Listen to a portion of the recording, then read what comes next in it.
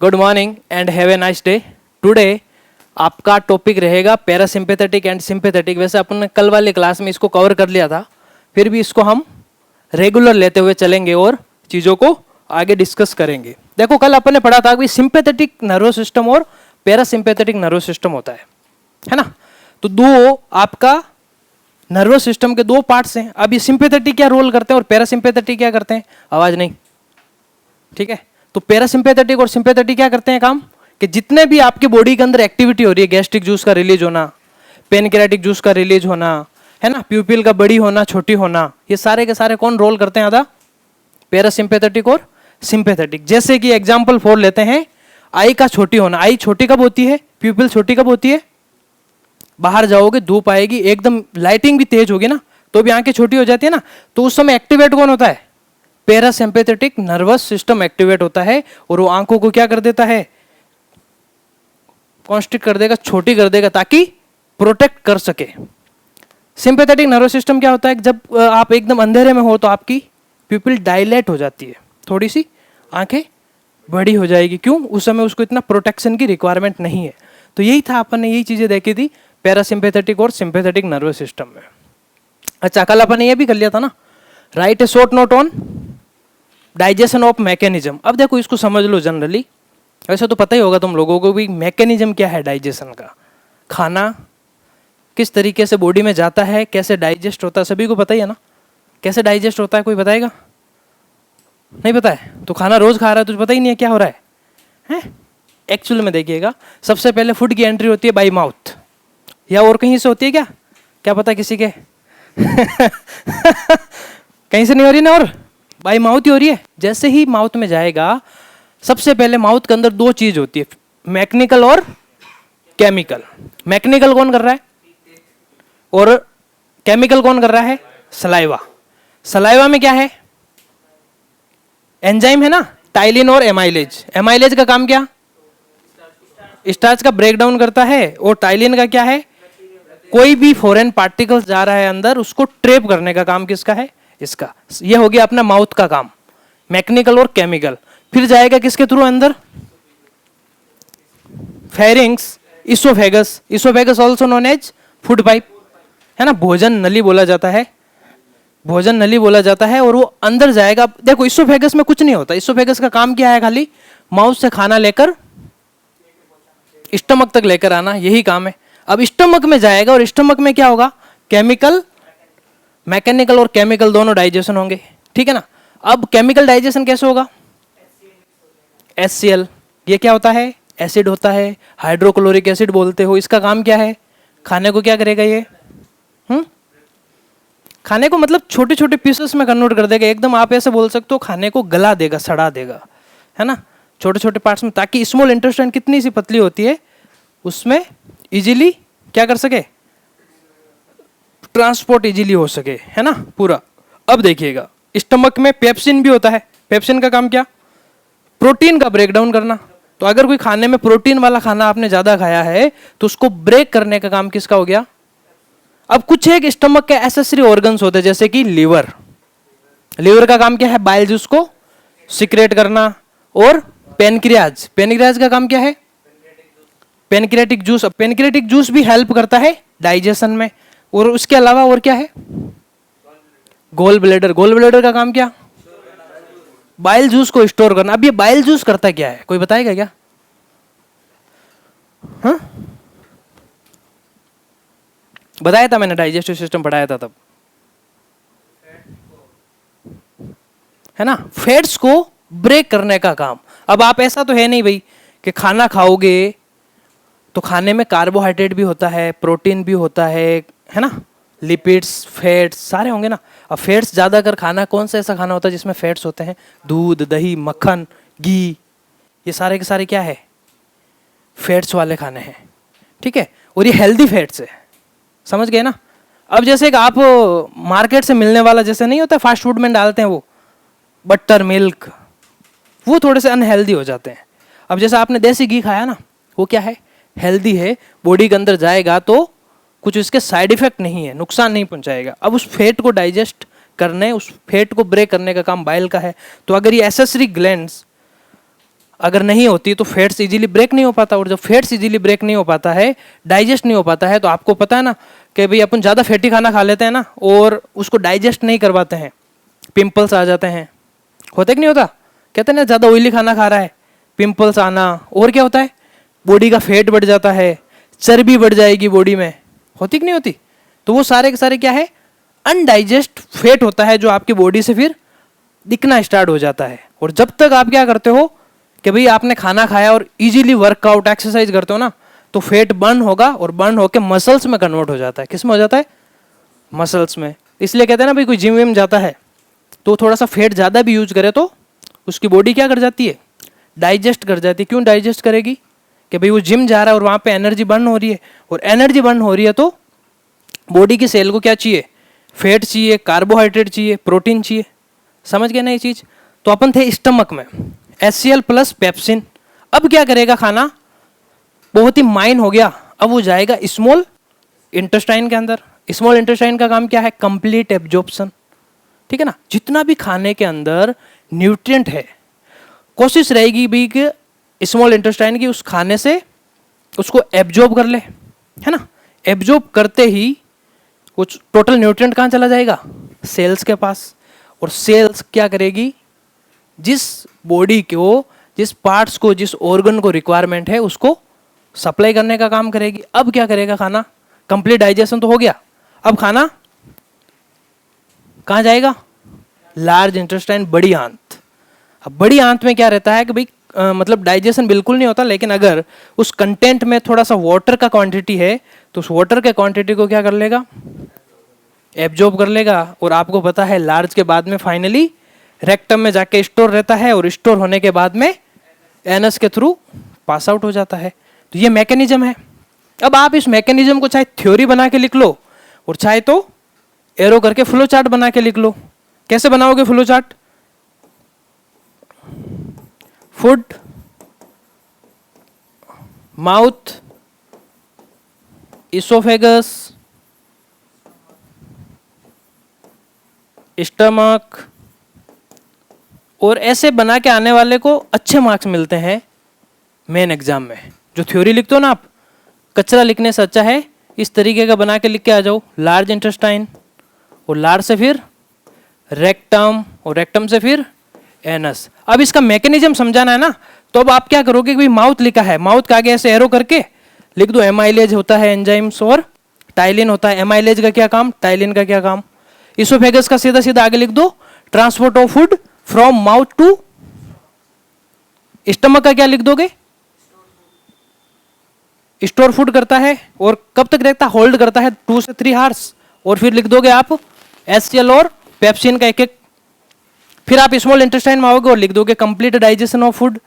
और finally large intestine में आओगे तो absorption of waters and other minerals, ये लाइन लिखी। और फिर रेक्टम में क्या रहता है? स्टोर ऑफ फिकस मटेरियल या फिर वेस्ट मटेरियल। ठीक है ना? वेस्ट मटेरियल लिखने के बाद फाइनली तो ये मैकेनिज्म हो गया। तो ये जिसको लैंग्वेज बनाने नहीं आती उनके लिए ये चीज़ें इसी तरीके से आप फॉलो अप करके आओ। लैंग्वेज याद करने में क्या है कि हिंदी मीडियम से इंग्लिश मीडियम में आने वालों को लैंग्वेज बनाने में बड़ी दिक्कत आती है ना? तो उनके लिए ये है कि भाई फ्लो चार्ट में आप चीज़ें, थ्योरी में तो फ्लो चार्ट में बना के आओ। और इसमें होता क्या है? फ्लो चार्ट में हमेशा हम क्रीम क्रीम चीज़ लिखते हैं कि अपन को मतलब क्या था कि भाई माउथ में क्या हो रहा है वही तो समझाना है, इसोफेगस में क्या आ रहा है वही तो समझाना है। ठीक है? तो इस तरीके से आप ये फ्लो चार्ट शो करके आ सकते हो। और हर चीज़ का एक नहीं है कि भाई खाली डाइजेस्टिव का, रेस्पायरेशन का भी इसी तरीके से समझा के आ जाना है ना। तो अगर किसी को लैंग्वेज बनाने में दिक्कत हो रही है और अगर कोई रटने में माहिर है तो फिर इस तरीके का बना के आओ। एक तो ये अगर कोई चेक कर रहा है और एक इसको चेक कर रहा है, मैं तो कॉपी चेक करता हूँ, मुझे पता है इतना हमारे पास में टाइम नहीं रहता है कि पूरी कॉपी पढ़ें। समझ गए ना? ऊपर की 2-3 लाइन देख लेते हैं, नीचे की 2-3 लाइन देख लेते हैं। ठीक है ना? ओके कर देते हैं कि ऊपर ठीक मिल जाता है, या फिर फर्स्ट के 2-3 क्वेश्चन हमें अच्छे मिल जाते हैं ना, फिर नंबर अच्छे ही जाते हैं, हाथ वो प्रैक्टिस हो जाती है फिर कि ठीक देने। स्टार्टिंग के 3-4 क्वेश्चन गलत, फिर अगर सही हो रहा है ना तो भी क्रॉस, क्योंकि वो फिर स्टार्टिंग से ही वो ऐसा रूटीन बन जाता है। ठीक है? तो इसी तरीके से आप लोगों को क्या करना है कि भाई स्टार्टिंग के जो क्वेश्चंस लग रहा है ना कि एक्यूरेट मुझे आ रहे हैं वो अटेंड करो। बीच में थोड़ा सा आपको लगे कि भाई मुझे थोड़ा कम आ रहा है वो अटेंड कर लो, और लास्ट में भी एक्यूरेट जो आ रहा है वो अटेंड कर लो, तो एक थोड़ा सा नंबर बढ़ जाता है, 10-15 नंबर का फर्क आ जाता है ना। थोड़ा सा दिमाग भी लगा लिया करो वहाँ पे। और एक क्वेश्चंस में ये कोशिश नहीं रहनी चाहिए कि मैं एक ही क्वेश्चन को पूरा अटेंड करूं, कभी भी नहीं। जहां तक होगा आपको लग रहा है कि भाई टाइम अब निकल रहा है, 2 घंटे ही बचे हैं, तो वो कोई क्वेश्चन है वहीं पे छोड़ दो और नेक्स्ट क्वेश्चन अटेंड करने लग जाओ, ताकि क्या है कि भाई बाकी के क्वेश्चन करोगे ना, जैसे एक क्वेश्चन 16 नंबर का है, तो कॉलेज का एक रूल है 16 में से 16 कभी नहीं देगा, मैक्सिमम 10 से 12 नंबर। कितना देगा? मैक्सिमम 10 से 12 नंबर ही आपको मिलेंगे। तो आप कितना भी लिख लो ना, 10 से 12 ही मिलना है। एक ही क्वेश्चन में रह गए, बाकी के 5 क्वेश्चन छूट गए, तो वैसे ही बेक आ जानी है। इससे क्या है कि थोड़ा सा इसको भी फॉलो करके चलो। हम कॉलेज टाइम थे तो ये चीज़ें करते थे, ठीक है, और काम भी आती थी काफ़ी। चलो, तो मैकेनिज्म ऑफ डाइजेशन समझ में आ गया ना भाई, किसी को कोई दिक्कत? अब आज के बाद में समझ में आ गया ना खाना कैसे जाता है बॉडी में, क्या करता है, तो ध्यान रखना है, ठीक है। ऐसा नहीं है कि अच्छा हिंदी में आ रही हो तो हिंदी में, मैंने तो कोई मारवाड़ी में थोड़ी पूछा, हिंदी में तो पूछा था। हिंदी में बता दो, नॉलेज है ना वो आप किसी में शो कर सकते हो।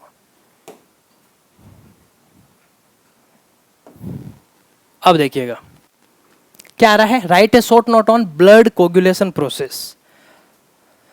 किस किस को पता है कि आपके जैसे यहाँ पे लग गई और थोड़ी देर बाद में ब्लड वहां से निकलता है और बंद हो जाता है, क्यों होता है? कौन बनाता है रक्त का थक्का? आरबीसी। पॉइंट आया ना अब? कौन बनाता है रक्त का थक्का? RBC, red blood cell.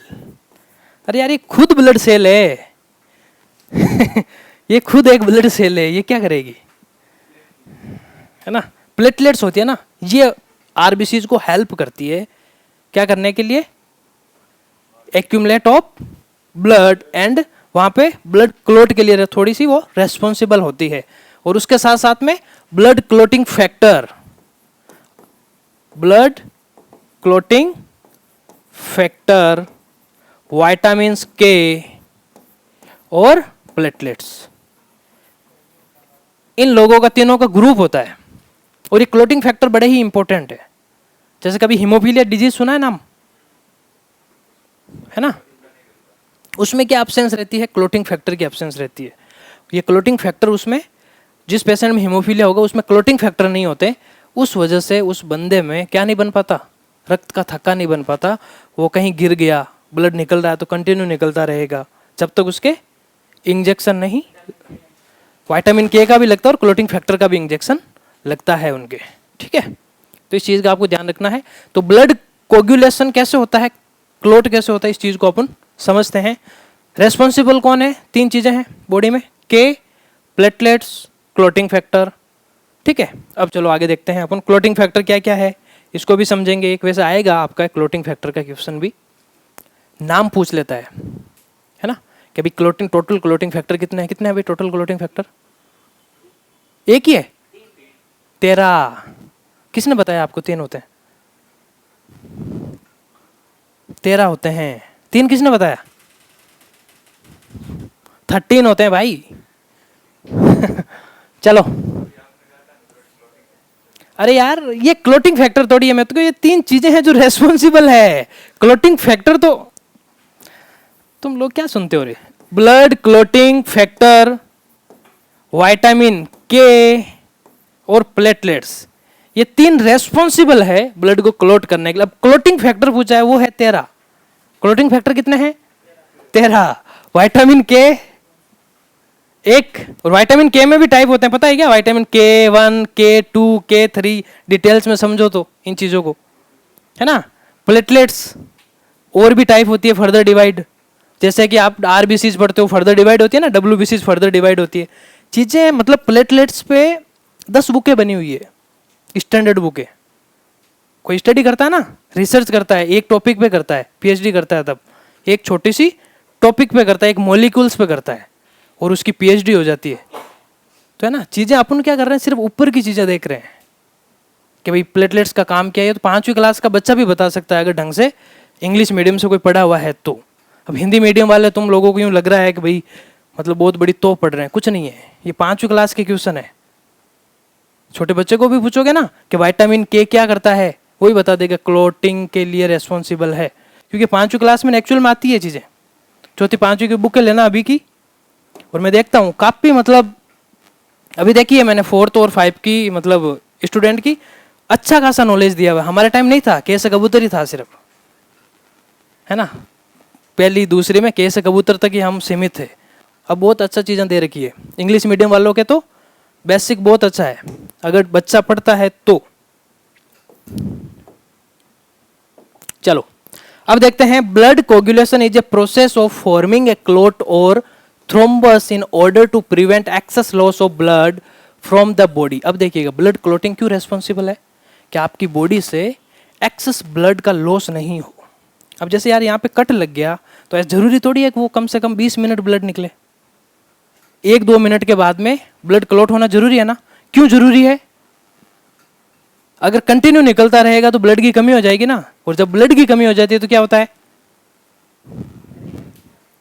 Anaemia होता है। एनीमिया होता है, पता ही नहीं है। चलो एनीमिया क्या होता है, एनीमिया में क्या होता है एक्चुअल में, कभी नाम नहीं सुना एनीमिया, सुना है ना। देख भाई आरबीसीज नाम सुना है, आरबीसीज क्या होती है, आरबीसीज के अंदर ऑक्सीजन लेवल कम हो जाता है और आरबीसीज के अंदर हीमोग्लोबिन लेवल कम हो जाता है। हीमोग्लोबिन का काम क्या है, ब्लड को कलर देना, और ऑक्सीजन की सप्लाई के लिए रेस्पॉन्सिबल है। अब हीमोग्लोबिन जब कम हो जाता है ना तो ब्लड का कलर भी क्या हो जाता है, लाइट हो जाता है, और अगर धीरे धीरे और ज़्यादा कम होता है तो ब्लड पानी में कन्वर्ट हो जाता है। एनीमिया में वही होता है ना, फिर वो चेंज करना पड़ता है, न्यू ब्लड डालना पड़ता है ना, कि भाई हीमोग्लोबिन ही नहीं रहेगा ना ब्लड में, और हीमोग्लोबिन किसके साथ में है, आरबीसीज के साथ में, ठीक है। तो एक्चुअल में वहाँ पे एनीमिया वाले को डब्ल्यूबीसीज प्लेटलेट्स की तो फिर भी कमी नहीं होती, आरबीसीज की कमी होती है, और उनमें आरबीसीज को ट्रांसफर किया जाता है। अब जैसे डेंगू है, प्लेटलेट्स की कमी है, तो उसको खाली प्लेटलेट्स ही दोगे ना, क्या सारी दे दोगे डब्ल्यूबीसी आरबीसीज, है ना। तो अपन क्या करते हैं, इन तीनों को अलग करने का कोई पैथोलॉजी लैब में गया है क्या, काम करता है क्या, अलग कैसे करते हैं प्लाज्मा और ब्लड सेल को, कभी टेस्ट किया है। सेंट्रीफ्यूगेशन प्रोसेस होता है ना, उसको एक टेस्ट ट्यूब में डालोगे, सेंट्रीफ्यूगेशन वो कंटिन्यू रोटेट करेगी, उसको रख दोगे आप, और 1 मिनट 2 मिनट प्लाज्मा अलग हो जाएगा, है ना, और ब्लड सेल अलग हो जाती है। फिर उस ब्लड सेल में से भी अलग करते हैं तीनों को, आरबीसीज डब्ल्यूबीसीज। तो ब्लड काउंटिंग टेस्ट कैसे लगाते हैं, पता कैसे लगता है, वो क्या एक ही ब्लड के अंदर सारा नोट थोड़ी हो जाता है, सब चीज़ें अलग अलग होती है। फिर वहाँ पे काउंटिंग होती है एक एवरेज रेशियो, कि भाई आरबीसी जितनी है, डब्ल्यूबीसी जितनी है, प्लेटलेट्स जितनी है, तो ये बेसिक सी चीज़ें हैं। तो कभी टाइम मिले तो जाया करो, डीएमएलटी वालों को तो जाना चाहिए, काम ही यही है ज़िंदगी भर। अब डीएमएलटी करने वालों को तो काम ही यही है ना भाई, तो लैब में जाया करो रोज़ का 2 घंटे।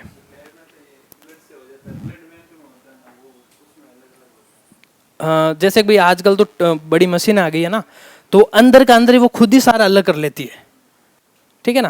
पहले के टाइम क्या होता था, थोड़ा सा लिमिटेड प्रोसेस होता था, तो वहाँ पे अलग अलग चीज़ें करनी पड़ती थी, पर मशीन में भी अंदर अलग, तो वहाँ पे इतनी मशीन अवेलेबल नहीं है ना आजकल तो।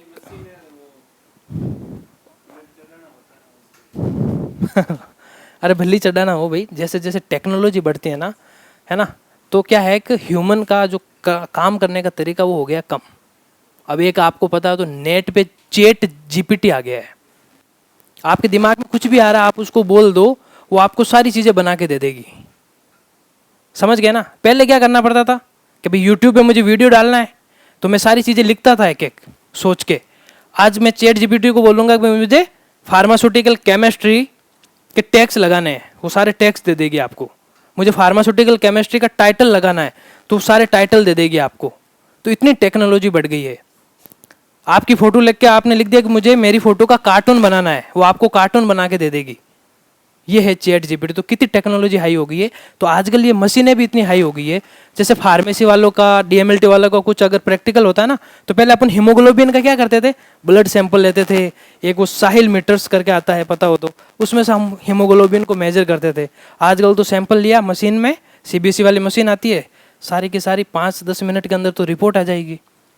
पहले टाइम लगता था। तो जैसे जैसे टेक्नोलॉजी बढ़ रही है वैसे वैसे टाइम भी आपका कम हो रहा है और हर चीज़ फास्ट प्रोसेस में चल रही है ना। अलग तो भाई सब में करना पड़ेगा, मशीन भी अंदर अलग करेगी, ऐसा नहीं है कि मशीन अलग नहीं करेगी, अंदर अंदर प्रोसेस सब चीज़ों का होता है, लेकिन उनका एक मेजर करने का तरीका बड़ा फास्ट होता है, जिससे आप थोड़ा वो रहता है कि अरे यार इतना फास्ट हो गया, है ना। चीज़ें तो सारी वही होगी, लेकिन अपन क्या करते हैं, पहले एक लैंडलाइन कॉल होता था, आजकल मोबाइल है, धीरे धीरे और भी कुछ आएगा आगे, मोबाइल की भी जरूरत नहीं रहेगी, अंदर का अंदर ही कुछ ऐसा सिस्टम सेट कर देंगे और होगा ये 20-30 सालों में, देखना तुम लोग। अब देखिएगा, ब्लड कोगुलेशन का मतलब क्या है, ब्लड क्लॉट करना, ताकि एक्सेसिव लॉस ऑफ ब्लड की बच जाओ आप लोग। और अब देखिएगा क्या होता है, it is the gel like mass formed by platelets and fibrin in the blood. अब देखिएगा, ब्लड को क्लॉट के लिए रेस्पॉन्सिबल कौन होते हैं, प्लेटलेट्स, और क्लॉटिंग फैक्टर होते हैं फाइब्रिन, फाइब्रिनोजन, थ्रोम्बिन, थ्रोम्बोप्लास्टिन, ये सारे क्लॉटिंग फैक्टर होते हैं। और एक कैल्शियम होता है, वो भी क्लॉटिंग फैक्टर होता है, कैल्शियम। ये तो क्वेश्चंस आता है कंपटीशन एग्जाम की तैयार करते हो तो क्लॉटिंग फैक्टर 4 नेम पूछ लेता है, तो वो क्या है, कैल्शियम। इन चीज़ों का ध्यान रखना है। और ये सम टाइम से काफ़ी बार आता है भाई, क्लॉटिंग फैक्टर 4 का नाम क्या है, कैल्शियम है। और ये काफ़ी बार क्वेश्चंस कंपटीशन एग्जाम में मैंने तो देखने को मिला है, मुझे तो देखने को मिला था। ठीक है, तुम लोग तैयारी करते हो कि नहीं करते हो मुझे नहीं पता। ठीक है, अब आगे देखते हैं प्रोसेस क्या है, स्टार्टिंग कहाँ से होती है क्लॉटिंग की। तो the mechanism by which the body stop bleeding to prevent constant loss of blood like known as hemostasis. The entire process is divided here into 3 major step. ये मैंने शायद क्लॉटिंग आप लोगों को किस में करवाया था, जब ब्लड कराया था तब समझाया था ना थोड़ा। कौन था उस दिन क्लास में, बॉडी फ्लूइड्स वाला चैप्टर कराया था तब। वजह मत, शांति से बैठ जा, आराम से तसल्ली से सुन ले। ठीक है, अब देखते हैं आगे अपन। The primary haemostasis involve the process of vasoconstrictions which response the injury of body in the vascular wall. अब जैसे इन्होंने एक बताई है चीज़ कि जैसे कोई भी इंजरी हुई, इंजरी का मतलब टिश्यू डैमेज होना या फिर कहीं पे भी लग गई, ठीक है ना। जैसे मेरे यहाँ पे लग गई, ब्लड ने निकलना स्टार्ट किया। अब जैसे ही ब्लड निकलना स्टार्ट करता है, फिर आगे का प्रोसेस देखिएगा। Once injured the vascular walls react immediately by reducing the amount of blood flow in the infected area. अब वहाँ से क्या होगा, जस्ट फाइब्रिन रिलीज होगा और प्लेटलेट्स क्या करेगी, वहां पर थक्का कैसे बनता है, रक्त का थक्का कैसे बनता है, आप देखते हो ना कि भाई कि कुछ देर बाद में जो ब्लड निकलेगा वो थोड़ा सा थिक हो जाता है, देखते हो कि नहीं देखते हो। उसमें क्या किया, प्लेटलेट्स और फाइब्रिन दोनों मिक्स हो गए उस ब्लड में, और उस ब्लड का जो वॉल्यूम है ना, जिसको आप विस्कोसिटी बोलते हो, विस्कोसिटी बोलते हो ना, विस्कोसिटी को हिंदी में क्या बोलते हैं, विस्कोसिटी थोड़ी सी बढ़ जाती है जब क्लॉटिंग फैक्टर मिक्स होता है ना, गाढ़ापन आ जाता है, हाँ गाढ़ापन बोल सकते हो, ठीक है ना। तो जैसे हनी होता है, एक वाटर होता है, तो विस्कोसिटी किसका ज़्यादा है, हनी का ज़्यादा है ना। बहने की प्रवृत्ति किस में ज़्यादा है, पानी में ना। तो हनी कम बहेगा, तो ये क्या करेगा कि ब्लड में और ये फाइब्रिन और प्लेटलेट्स मिक्स होकर उसकी विस्कोसिटी और ज़्यादा कर देते, एक तो बहना वहाँ से कम, और एक ऊपर एक लेयर आ जाती है पतली सी, जब आप देखते हो कहीं पे भी लगती है, और वहाँ पर थोड़े दिन बाद में वो जो डैमेज टिश्यू होते हैं उसको आप क्या बोलते हो, क्या बोलते हैं,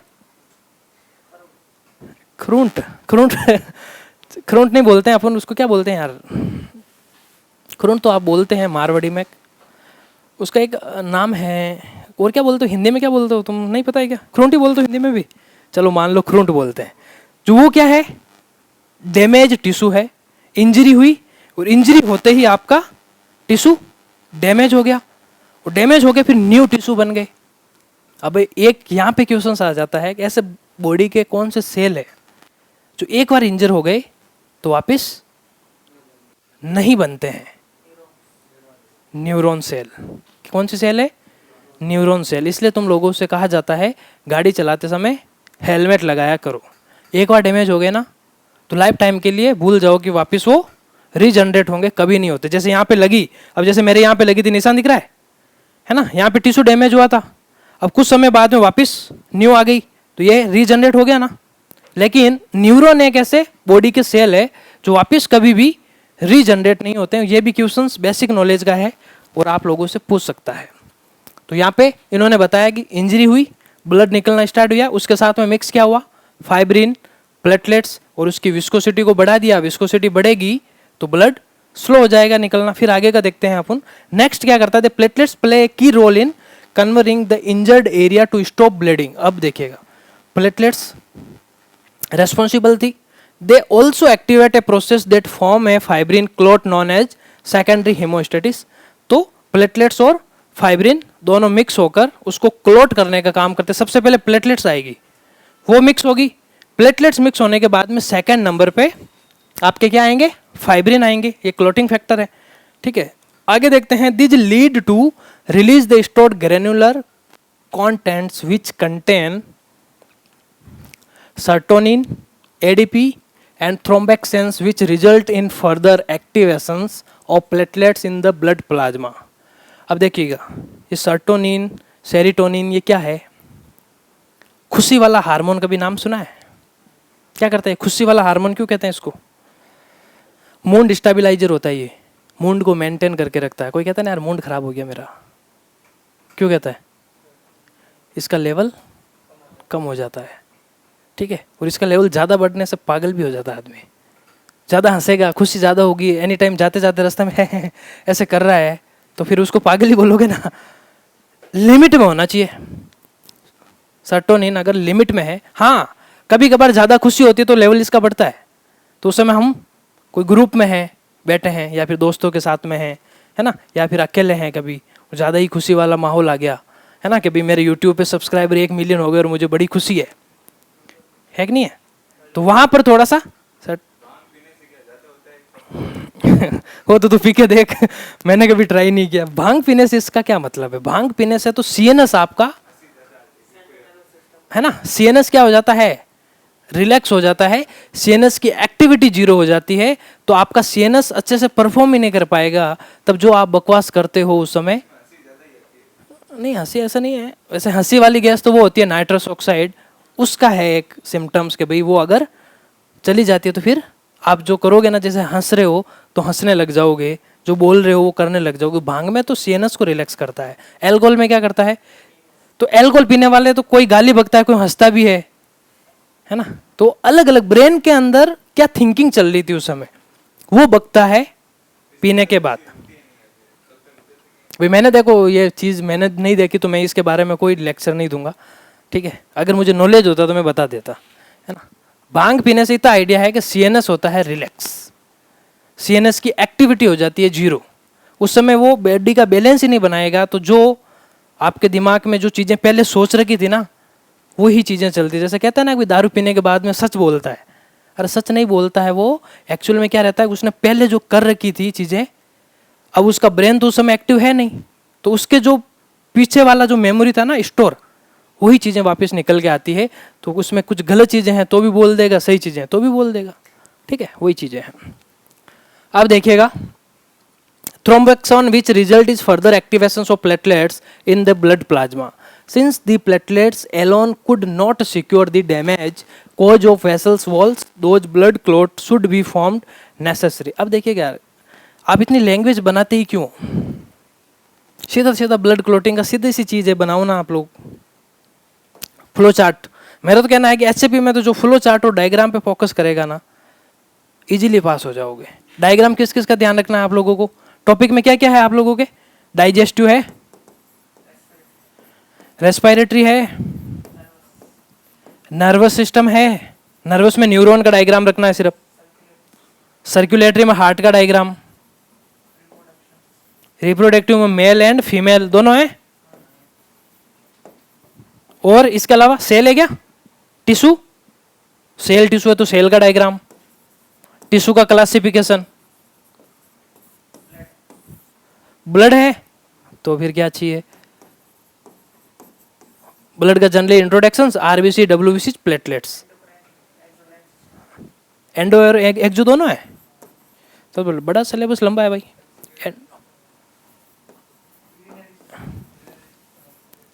एक्सक्रीटरी, और वो एक्सक्रीटरी में काउंट हो गया ना भाई, यूरिनरी है तो एक्सक्रीटरी में काउंट हो गया, ठीक है। इसके अंदर किडनी आ जाएगी मेनली। किडनी का समटाइम्स आप लोगों से पूछा जाता है सेंसरी ऑर्गन है क्या, इसको तो नींद आ रही है? सेंसरी ऑर्गन के अंदर क्या क्या है, आई, ईयर, नोज, टंग, तो पांचों है ना। तो उसके अंदर इंपॉर्टेंट है स्किन और आई, ये दो पूछते हैं। तो आई का डायग्राम स्केलेटल भी है, तो मतलब पूरा एच भी दे रखा है तुम लोगों के ना, स्केलेटल सिस्टम, ठीक है। तो ये स्केलेटल सिस्टम भी इंपॉर्टेंट रहता है। इसके अंदर आपको मेनली बोन्स कहाँ कहाँ पे प्रेजेंट है उन चीजों का नॉलेज होना चाहिए। तो देखिएगा मेनली डायग्राम किस किस के ध्यान रखना है, डाइजेस्टिव, रेस्पिरेटरी, सेल और रिप्रोडक्टिव सिस्टम, दोनों मेल और फीमेल, छोटे से डायग्राम है, ठीक है। और इसके अलावा आई का डायग्राम और एक न्यूरॉन, हाँ ईयर का भी कर लो, बोली ईयर पूछता है समटाइम्स पर, ठीक है बना सकते हो, ठीक है ना। और एक न्यूरॉन का, न्यूरॉन का आता है ना ऐसा, इस टाइप से बनता है, छोटा सा डायग्राम है, ऐसे एरो करके ना बना लेते हो ना। तो ये डायग्राम है। तो इन डायग्राम से आपको हेल्प मिल जाएगी एग्जाम 20 से 25 नंबर की, ठीक है ना। एक हार्ट का डायग्राम तो बनाना है ही सर्कुलेटरी में, ठीक है ना। इनसे क्या है 20 से 25 नंबर की ये हेल्प, प्लस तुम लोगों को भी अभी एचएपी के देखे आओगे 5 डायग्राम, तो दिन में 2 बार 3 बार प्रैक्टिस करो इन 5 डायग्राम की। और मेन है इसमें लेबलिंग, नाम लिखते हो ना तो लेबलिंग मेन है। ऐसे लिखा आता है draw a well labelled diagram of heart, तो उस समय थोड़ा सा लेबलिंग का ध्यान रखना। और लेबलिंग में टाइम लगता है, डायग्राम तो 2 से 3 बार प्रैक्टिस करोगे तो बन जाएगा। अब लेबलिंग में भी ये है, एक लेबल है कम से कम 20 लेबलिंग दे रखी है, आपको ज्यादा जरूरी नहीं है, 8 से 10 लेबल कर दो बहुत है। एग्जाम्स को प्लान करके चलोगे ना तो उसमें क्या रहता है, थोड़ा सा मजा आता है, नंबर भी अच्छे बनेंगे। और राजस्थान के अंदर आप लोगों को पता है ये डीएमएलटी, डीआरटी सारी परसेंटेज बेस पे होती है। अभी ढंग से थोड़ा सा मेहनत कर लोगे, इन फ्यूचर कभी वैकेंसी आई फॉर्म भरा निकल जाओगे। टारगेट रखना है कि 70 से ऊपर बना लो, तो एक थोड़ा सा सिक्योर रहोगे कि कभी भी परसेंटेज बेस पे आई और निकल जाओ। और प्रैक्टिस तो तुम लोगों का एक्सपीरियंस साथ साथ में करते रहना, और फिर 2 साल होने के बाद में एक्सपीरियंस भी काउंट होता होगा शायद तक डीएमएलटी डीआरटी में, तो 1 साल 2 साल का 10 नंबर, हाँ किसी का भी हो, चाहे कोई भी हॉस्पिटल। अच्छा गवर्नमेंट हॉस्पिटल का काउंट होता है क्या? हाँ रजिस्ट्रेशन के बाद ही तो कह रहा हूँ ना, जैसे एक लाइसेंस आता होगा शायद डीएमएलटी डीआरटी का, उसके बाद में काउंटिंग होगी एक्सपीरियंस की। और वो भी कोई पीएसयू है, जैसे कोई एनजीओ है गवर्नमेंट के रिलेटेड होगी ना कोई, तो वहाँ पर एक्सपीरियंस काउंट होता है, इजीली लग जाते हो। तो ये टारगेट अपन को रखना कैसे है, इसी टाइप से रखना है। लैंग्वेज किसी को बनाने में दिक्कत आ रही है तो फ्लो चार्ट लेके चलो, हर चीज़ का एरो कर दिया करो आगे, नाम इतना याद आ रहा है एरो करके और आगे वाला नाम लिख दो। आप लैंग्वेज में ज़्यादा पढ़ोगे ना नंबर नहीं देगा अगला, है ना। ट्राई कर लेना एक बार, ठीक है, ट्राई करके फिर जो मैं कह रहा हूँ वो वापस सेकेंड ईयर में आजमाना के नंबर किस में अच्छा है। अब देख लो इसका आगे एक प्रोसेस क्या है, this cascade a result in the formation of fibrinogens which is a soluble plasma protein. अब देखिएगा फाइब्रिनोजन आया, ये सोल्यूबल क्या है, प्रोटीन है। The fibrinogen is converted into fibrin proteins and they finally stick together to form a clot. Platelets clot are termed white thrombus and if the red blood cells are also present it is known as red thrombus. अब देखिएगा आपके क्या होता है, जैसे कि blood clot हुआ, ठीक है ना, तो ब्लड क्लॉट होता है ना तब थोड़ा सा आरबीसीज भी रोल अदा करती है, क्योंकि उसमें भी एक रेड थ्रोम्बस होता है। थ्रोम्बस मतलब थ्रोम्बिन से ही आया है थ्रोम्बस।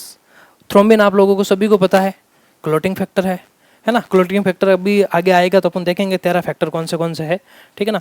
फर्स्ट आ जाता है प्रोथ्रोम्बिन, थ्रोम्बिन, है ना, फाइब्रिन, फोर्थ पे आ जाता है कैल्शियम, फिर फाइब्रिनोजन, फिर एक आपका आता है शायद तक क्या नाम है उसका, चलो याद नहीं आ रहा है मुझे, ठीक है ना। 13 है टोटल, अभी एक आगे मेरे हिसाब से बनाया हुआ है तुम लोगों के अच्छे से। अब देखो भाई फार्मेसी वालों के तो लॉन्ग आंसर 5 नंबर का आता है मैक्सिमम। 2 साल पहले तुम लोगों वाला ही सिस्टम था, 16 नंबर का आता था। एक क्वेश्चन 5 क्वेश्चन अटेंड करने पड़ते थे, 16 पानिया 80 और 20 नंबर इंटरनल जाते थे। आजकल क्या कर दिया इन लोगों का सिस्टम, 2-2 नंबर के पहले क्वेश्चन आएंगे, फिर 3-3 के आएंगे, फिर 5-5 के आएंगे। इस तरीके से 80 नंबर का एक रूल बन गया है। लेकिन 2 साल पहले वही 16 नंबर वाला था। तुम लोगों का भी चेंज होगा, ठीक है, होगा, लेकिन अभी तक नहीं हुआ है। अब देखो बड़ा क्वेश्चन कैसे बनता है। What are digestive system, different parts and functions. अब देखिएगा डाइजेस्टिव सिस्टम क्या है, उसके डिफरेंट पार्ट के नाम और डिफरेंट पार्ट के फंक्शन। अब आप लोगों को क्या है कि भाई ढंग से अगर पढ़ा हुआ है ना, एक बार पढ़ लिया ना, तो चाहे बड़ा हो चाहे छोटा क्वेश्चन हो, आप तरीके से अटेंड कर सकते हो। फिर आगे क्या लिखा है, draw a well labelled diagram of digestive system. अब देखो यहाँ पे सिर्फ ये नहीं बताऊंगा मैं, अगर किसी की प्रैक्टिस है तो ढंग से बता देगा वो कि ये क्या क्या नाम है ना। तो सबसे पहले आपका काम क्या रहेगा, डाइजेस्टिव सिस्टम आते हैं, डाइजेस्टिव सिस्टम का डेफिनेशन क्या है। अभी डाइजेस्टिव सिस्टम का डेफिनेशन कौन बताएगा। 4 बार डिस्कस कर चुका हूं और अभी आते ही क्लास में ये डिस्कस किया था, शुरुआत इसी से की है, क्योंकि ये कॉमन चीजें हैं और बेसिक नॉलेज इतना अपन को होना ही चाहिए। किसे कहते हैं?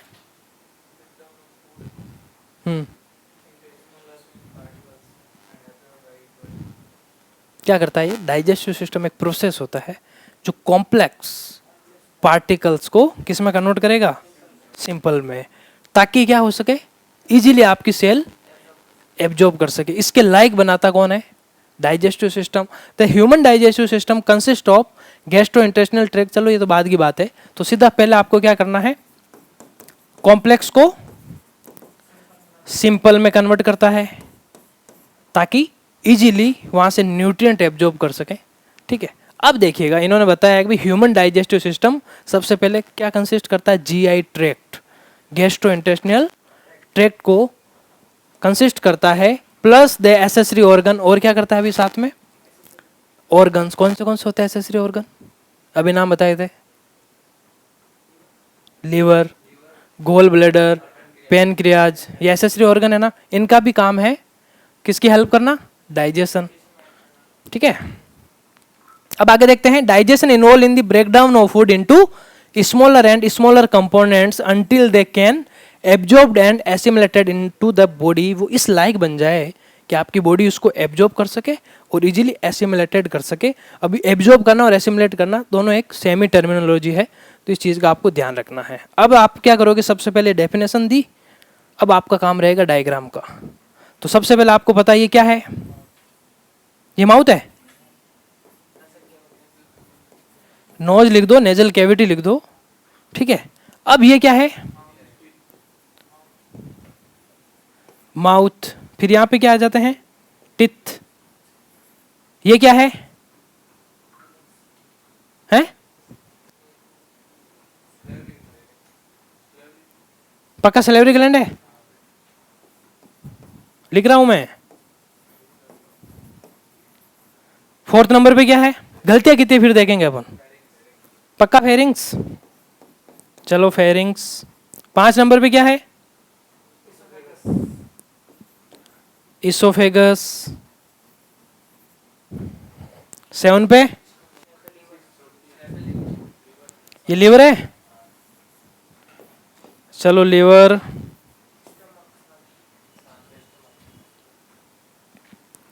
चलो ये स्टमक हो गया। और स्टमक किस शेप का होता है भाई, ये चीज है, ये बेसिक पूछ लिया जाता है कभी कभार, जे शेप्ड का होता है। अब इसके बाद में इसोफेगस के जस्ट इसमें क्या है ये, अरे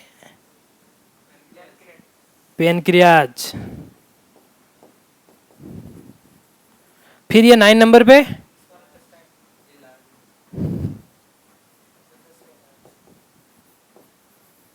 ये तो लार्ज है ना, ये स्मॉल है,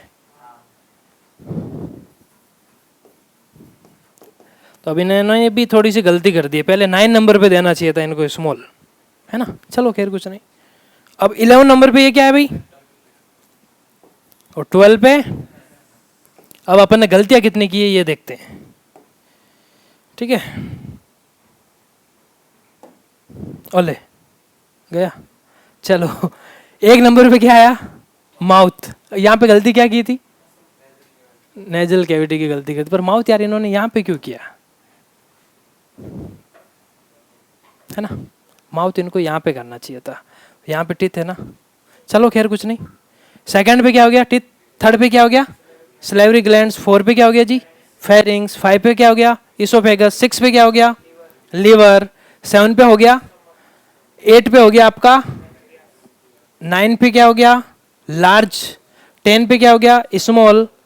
और 11 पे हो गया जी रेक्टम। और 12 पे हो गया एनस।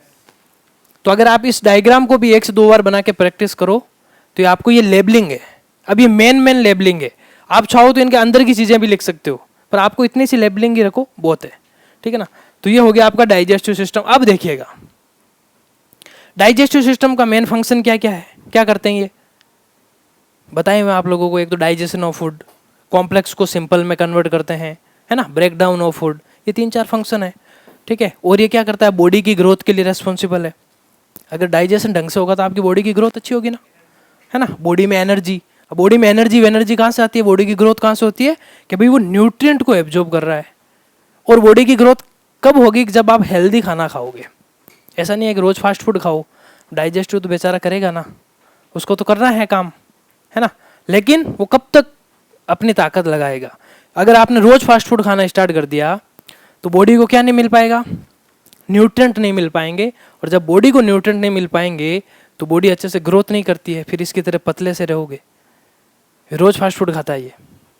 नहीं खाता, रोज नहीं, एक दिन छोड़ के एक दिन तो नहीं खाना है। 1 महीने में 1 बार कभी भी ट्राई कर लो, भले ही स्वाद के लिए फास्ट फूड को अवॉइड कर देना है। बाजार में मिलने वाले जो डायरेक्ट खाने नहीं होते हैं, पैक आते हैं ना आजकल, तो पता है पोहे का आता है, पानी डालो पोया बन जाता है। सबसे ज़्यादा गंदगी है वो, सबसे ज़्यादा केमिकल है उसके अंदर, प्रिजर्वेटिव डाला रहता है ना, ताकि वो लंबे समय तक खराब नहीं हो। कुछ आते ना, मैंने सुना है बड़ी बड़ी, जैसे आजकल तो वो बने बनाए पिज़्ज़ा तो फिर भी नया बन के आता है। हाँ, 1 महीना 2 महीना वो पेक्ड आते हैं। पोहे का तो मैंने सुना है, फिर भी देखा हुआ भी है, मिलता है। आप थोड़ा सा पानी डालो उसमें बन जाएगा। एक मैगी भी आ गई आजकल मार्केट में, थोड़ा सा उसमें गर्म पानी डालो, हाथों हाथ मैगी तैयार। राजमा, तो ये चीजें सबसे ज्यादा कैंसर कोज वाली चीजें हैं। क्या होता है कि इनको मतलब क्या करने के लिए, लंबा स्टोर करने के लिए इनमें प्रिजर्वेटिव डालते हैं, और ये preservative agent cancer causing agent है। तो इन चीज़ों से बचना है। हाथों हाथ बनाओ, हाथों हाथ खाओ। क्या है सबसे हेल्दी फूड? देखो भाई, हॉस्टल जरूरी नहीं है कि भाई हॉस्टल का खाना ही सबसे हेल्दी हो, है ना। आप लोग सुबह जब मॉर्निंग में उठो, चने खा लो भिगोए हुए। हॉस्टल में भी रहो ना, कौन परेशानी है। मैं खुद पीजी में रहता हूँ, क्या दिक्कत है। पर खुद का खाना तो करना पड़ेगा ना। आप सोच रहे हो मैं 6,000 रुपये में वहीं से ही हेल्दी खाना ले लूँ, 7,000 रुपये दे रहे हो पीजी वाले को, खरीद तो लिया है। पीजी का ये हेल्प है कि भाई मैं थका हुआ गया तो वहाँ पे बना बनाया खाना मिल गया। रूम में लेके रहोगे तो बनाए कौन, टाइम किसको इतना। पीजी में वो है। पर आप बाहर से चीज़ें रखो ना साथ में, चने भिगो के रख लो, क्या खर्चा आना है। सुबह सुबह उठते ही सबसे पहला काम है फ्रेश हुए चने खाए। 1 घंटे बाद में 2 केले फिक्स कर लो लाइफ में कि भाई मुझे 2 केले खाने ही खाने हैं। 2 केले खा लिए। उसके बाद में क्या रहना चाहिए कि जो नाश्ता अगर ढंग का बना है तो नाश्ता खा लो। उसके बाद में दोपहर में थोड़ा सा दबा के खाना खा लो। तो ये चीज़ें आप रेगुलर करते हो तो बॉडी अपना आप ही ग्रोथ करेगी, ठीक है। अब नाश्ता तो पोहे खाओगे, सुबह सुबह उठते ही वो क्या कहते हैं, क्या बनाते हैं, और नाश्तों में क्या बनता है? उपमा।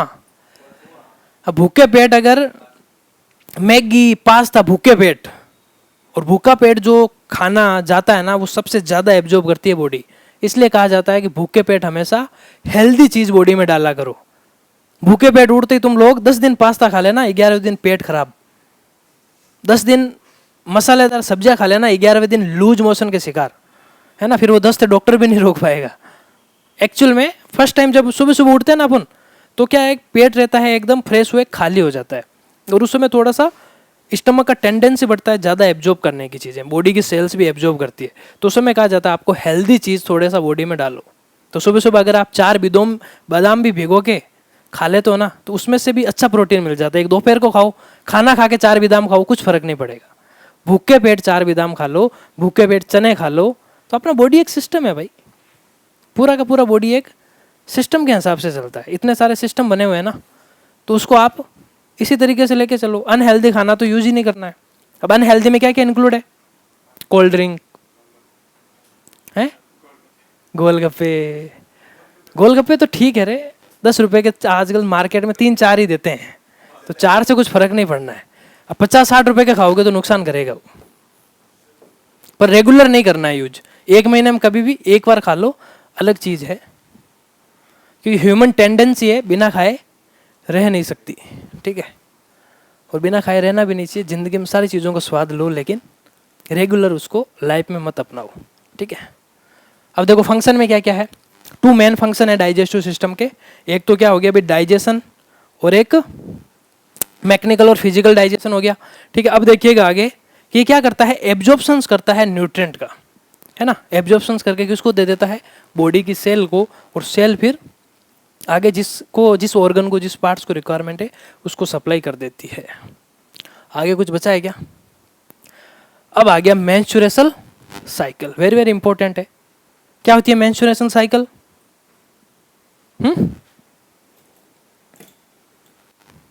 सुना है कभी नाम?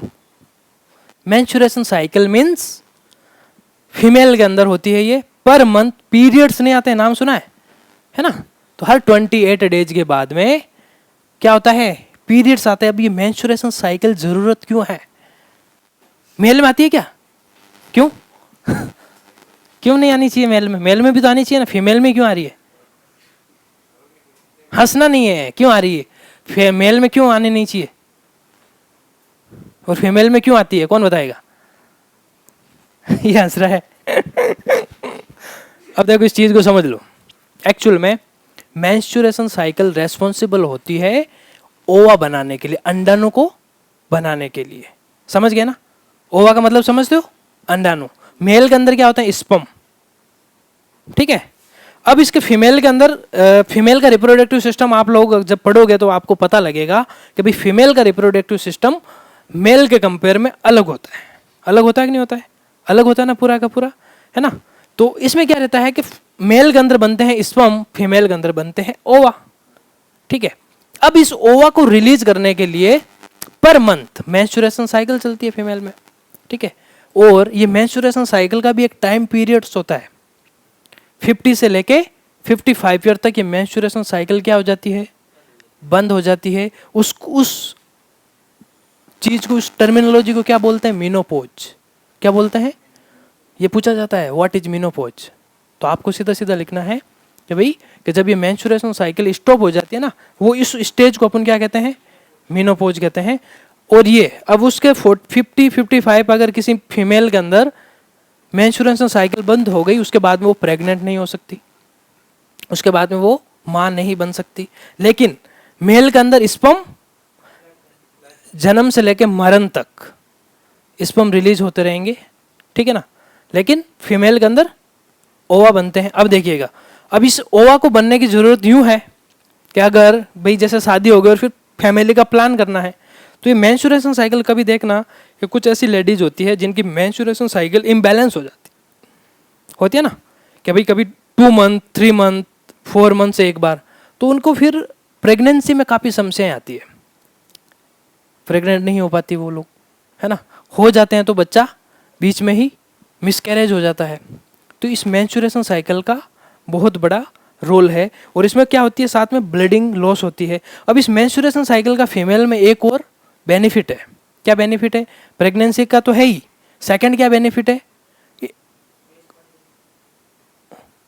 वेस्ट मटेरियल तो नहीं कह सकते अपन, हाँ हालांकि ब्लड निकलेगा तो उसके साथ में थोड़ा बहुत निकलेगा ही, लेकिन मेल के अंदर हार्ट अटैक ज़्यादा आता है कंपेयर देन फीमेल। फीमेल का कोई 100 में से 1 केस मिलेगा जो हार्ट अटैक का मिलेगा। कारण क्या? पर मंथ ब्लड लॉस होता है, तो इनका फीमेल का ब्लड होता है थिन, ब्लड की वॉल्यूम होता है कंपेयर देन मेल कम। हर देख लेना आप, आरबीसीज कम मिलेगी फीमेल में, प्लेटलेट्स कम मिलेगी, हीमोग्लोबिन कम मिलेगा, सारी चीजें कम मिलेगी। कारण क्या? यह है, तभी तो कम मिल रहा है क्योंकि भी ब्लड पर मंथ लॉस हो रहा है। आपके लॉस हो रहा है क्या पर मंथ? नहीं हो रहा है ना। वही ब्लड है, चलो डोनेट कर रहे हो तो ठीक चीज है। और जो डोनेट अच्छे से करता है उसको हार्ट अटैक रेयर केस में आता है। और हार्ट अटैक क्यों आता है? कि भाई आपका ये ब्लड चेंज नहीं हो रहा है, और जब ब्लड चेंज नहीं होता ना तो ब्लड हो जाता है विस्कस, थिक, और थिक होने के कारण ब्लड वेसल्स के अंदर वो अच्छे से ट्रांसपोर्ट नहीं हो पाता, उसके साथ में ऑक्सीजन अच्छे से परफॉर्म नहीं कर पाती, तब ये हार्ट अटैक आता है। ठीक है ना। तो मैंचुरेशन साइकिल बेनिफिट भी है और नुकसान तो कुछ है ही नहीं जी, है ना। एक ब्लड लॉस होता है उस समय, पर मंथ थोड़ा सा पेन होता है, बॉडी में फीवर भी आ जाता है ना, स्टमक पेन भी होता है, और वो एक साइकिल की तरह कंटिन्यू चलता रहता है। तो मैचुरेशन साइकिल में क्या पता चला आप लोगों को, एक इसका फिक्स टाइम पीरियड होता है। स्टार्टिंग कब होती है ये, मान लो आप 13-14 की एज में स्टार्ट हो जाता है, हाँ 13-14 एवरेज मान लो, 13-14 से स्टार्ट होता है, फाइनल 50 से 55 के बीच में बंद हो जाता है। 13-14 से पहले किसी में 12 को भी मान सकते हैं, 11 को भी मान सकते हैं, वो 1-2 साल ऊपर नीचे हो सकता है, वहाँ से स्टार्टिंग होती है, उससे पहले नहीं होगी, और 50-55 के बाद में भी नहीं होगी। समझ गए ना। तो इस चीज़ का आपको खास तरीके से ध्यान रखना है। तो the menstruation cycle is a series of natural changes of hormone production and, अब देखिएगा मैंचुरेशन साइकिल जब आती है उस समय थोड़ा सा बॉडी का हार्मोन लेवल भी चेंज होता है। कौन से हार्मोन होते हैं फीमेल में, एस्ट्रोजन, प्रोजेस्टेरोन, और कोई होता है क्या, सेक्स हार्मोन तो यही होता है, एस्ट्रोजन, प्रोजेस्टेरोन, है ना। तो इस चीज़ का आपको ध्यान रखना। द मेंस्ट्रुएशन साइकिल इज, और मेल के अंदर कौन सा सेक्स हार्मोन होता है, टेस्टो, ठीक है। The menstruation cycle is a series of natural changes in hormone productions at the structure of uterus and ovaries. अब ओवरीज क्या है, गर्भाशय, ठीक है ना। मुझे कल कोई किसी ने बोला था क्लास में कि ओवरीज क्या है, ग्रंथि है, किसने बोला था, बहुत पहले की बात है क्या, तू नहीं बोला था क्या, शायद तक कोई था क्लास में था अपने यहाँ पे। Menstruation cycle is a series of natural change in hormone productions and structure of uterus. Uterus क्या है भाई, बट बच्चादानी, ये है बच्चादानी, ओवरी गर्भाशय कह रहा हूँ ना मैं, इसी के अंदर तो रहती है। यूटेरस को यार हिंदी में क्या बोलते हो तुम, यूटेरस के अंदर तो वो स्टोर रहता है आपका यूरिन, बच्चादानी कहते हैं, नहीं। तो गर्भाशय को किसको, गर्भाशय को क्या बोलेंगे, नाम से पता चल रहा है ना, गर्भ का हास्य है जिसके अंदर, हाँ यूटेरस का देख लेना तुम नेट पे, और ये थोड़ा सा ये कंफ्यूजन है दूर कर लेना, ठीक है। Of female reproductive system that make pregnancy possible. देखो ओवरीज के अंदर क्या होता है भाई, ये गर्भाशय होता है, यहीं पे आपका स्टोर रहता है बच्चा, और यूट्रस का देख लेना कोई कंफ्यूजन हो तो, ठीक है। The ovarian cycle controls the production of release of egg. अब देखिएगा ये जो आपकी मैच्योरेशन साइकिल होती है, कंट्रोल किसको करती है, एग रिलीज होने में, है ना। जब एग रिलीज होगा तभी वो लेडी क्या हो पाएगी, प्रेग्नेंट हो पाएगी। कैसे कि भाई एग और ओवा और स्पर्म का जब फर्टिलाइजेशन होगा ना, फर्टिलाइजेशन होगा तभी तो गैमेट्स बनेंगे, और गैमेट्स बन के फिर फर्दर आगे का प्रोसेस होता है। Cyclic release of oestrogen and progesterone, और ये रेस्पॉन्सिबल होते हैं दो हार्मोन, एस्ट्रोजन और प्रोजेस्टेरोन। कभी कभार क्या होता है, कुछ फीमेल के अंदर एस्ट्रोजन और प्रोजेस्टेरोन का लेवल भी इम्बैलेंस हो जाता है, देख लिया क्या होता है। यूटेरस को गर्भाशय कहते हैं, गलत चीज है यार, ढंग से देखो, और मैं कह रहा हूं ढंग से देखो ओवरी को क्या बोलते हैं, सर्च कर, ओवरी को क्या बोलते हैं। चलो आज अपन यहीं तक रखेंगे, इसको नेक्स्ट करेंगे बाद में।